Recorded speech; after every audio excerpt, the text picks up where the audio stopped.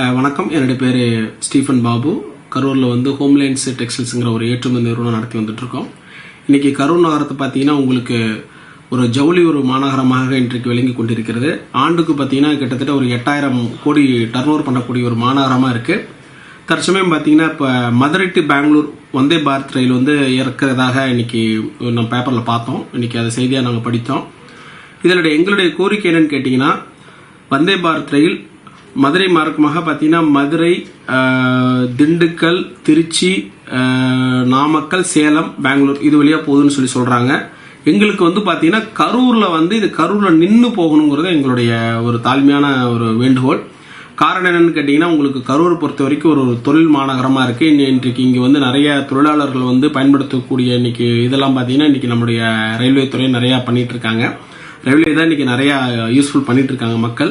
இது மட்டும் இல்லாமல் உங்களுக்கு நிறைய தெரியும், இறக்குமதியாளர்கள் வந்து இன்றைக்கி வந்துகிட்டு இருக்காங்க.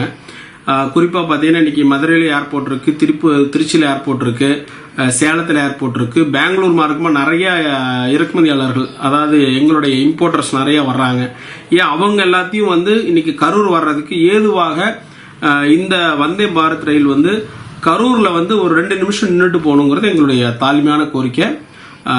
இது வந்து இந்த முறையை நமக்கு கொண்டு வந்தோம்னா மக்கள் அதிகமாக பயன்படுத்தக்கூடிய ஒரு மார்க்கமாக இருக்குங்கிறது எங்களுடைய ஒரு கோரிக்கை. அனைவருக்கும் வணக்கம். நான் கேவி ராஜேஷ்குமார், கரூரிலிருந்து. மதுரையிலிருந்து பெங்களூர் செல்லக்கூடிய வந்தே பாரத் ட்ரெயினை பற்றி பல தகவல்கள் சோசியல் மீடியாவில் உருவாகுது. அதில் குறிப்பாக கரூரில் இந்த ட்ரெயின் நின்று போகாது அப்படிங்கிற மாதிரி ஒரு வதந்தி பரவிட்டு இருக்கு. என்னுடைய வேண்டுகோள் சேலம் கோட்டத்துடைய ரயில்வே அதிகாரிகளுக்கு, இந்த ட்ரெயின் கரூர்ல நின்று போகக்கூடியது என்பதை மக்களுக்கு சொல்லணும். ஒருவேளை அப்படி நின்று போகக்கூடியது இல்லை அப்படின்னு இருந்ததுன்னா, கரூர் எவ்வளவு முக்கியமான ஒரு நகரம், அதுல கண்டிப்பா நின்று போகணும். ஏன்னா மதுரை, திருச்சி மற்றும் சேலம், பெங்களூர் 4மே ஏர்போர்ட் இருக்கக்கூடிய ஊரு. கரூர்ல மட்டும்தான் ஏர்போர்ட் கிடையாது. ஆனா கரூர்ல இருந்துதான் அதிக அளவுல துணி மற்றும் பல பொருட்கள் உலக நாடுகளுக்கு ஏற்றுமதியாகுது. அப்போ வெளிநாட்டிலிருந்து வரக்கூடியவர்கள் விமானத்தில் இறங்கி கரூர் மாநகரை அடைவதற்கு இந்த வந்தே பாரத்ங்கிற ட்ரெயின் வந்து ஒரு அருமையான வாய்ப்பாகவும் இந்த தொழிலை வளர்க்கக்கூடிய மிகப்பெரிய கருவியாக இருக்கும். அதனால அதிகாரிகள் கண்டிப்பா இதை கவனத்தில் எடுத்துக்கிட்டு, ஒருவேளை ஏற்கனவே அது கரூர் பட்டியலில் இருந்ததுன்னா அதற்கு எங்கள் நன்றியை தெரிவிச்சுக்கிறோம். அப்படி இல்லைங்கிற மாதிரி இருந்ததுன்னா தயவு செய்து சேலம் பெருங்கோட்டத்துடைய ரயில்வே அதிகாரிகள் அந்த நின்று செல்லக்கூடிய பட்டியலில் கரூரை இணைக்க வேண்டும்.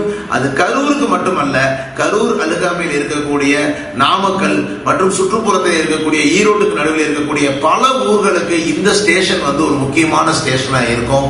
வந்தே பாரத் ட்ரெயின் அப்படிங்கிற இந்த மத்திய அரசின் முயற்சி கரூர் வாணிகர்களுக்கு வெளிநாடுகளுடன் தொடர்பு செய்யக்கூடிய ஒரு கருவியா இருக்கணும். அப்படி ஒரு வாய்ப்பை ஏற்படுத்தி தரணும். உங்களை இருகரம் கூப்பி கேட்டுக்கிறேன். நன்றி, வணக்கம்.